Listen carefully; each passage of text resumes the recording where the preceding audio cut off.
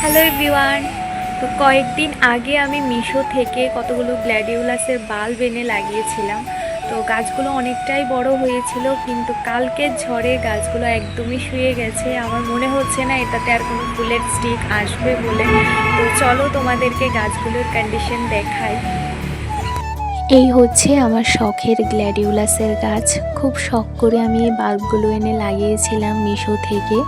গাছগুলো অনেকটাই হেলদি কন্ডিশনে ছিল, কিন্তু একদিনের ঝড়ে গাছগুলো একদম নষ্ট হয়ে গেছে। আর এগুলো হচ্ছে সূর্যমুখীর ফুলের চারা করেছিলাম আমি। এইগুলোর বীজও আমি মিশো থেকেই এনেছিলাম।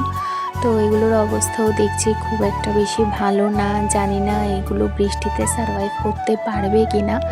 শুধু ফুল গাছ না, বাড়িতে আরও যা যা গাছ আছে সবগুলির অবস্থাই মোটামুটি বলতে পারো একদিনের ঝড়ে অনেকটা খারাপ হয়ে গেছে। আর এই যে জবা গাছটা দেখতে পাচ্ছ, এটার পটিংয়ের ভিডিও আমি অনেক দিন আগেই পোস্ট করেছিলাম, আশা করছি তোমরা দেখেছো। তো সেই গাছেই দুটো কুঁড়ি এসেছে, আশা করছি একটা কুঁড়ি কালকে ফুটবে। আমি অবশ্যই তোমাদের সাথে শেয়ার করব ফুলটা কীরকম হয় বা কী রকমের ফুল ফোটে আমি সত্যিই জানি না। তো দেখা যাক কুঁড়িটা কালকে ফোটে কিনা। কয়েকদিন আগে দেখেছিলে যে আমি গাছে একটা খাবার ইউজ করেছিলাম ডিমের খোসা আর হাড় গুঁড়ো দিয়ে। তারপরেই কিন্তু এই কুঁড়িগুলো এসেছে, আর কুঁড়িগুলো অনেকটাই হেলদি আছে।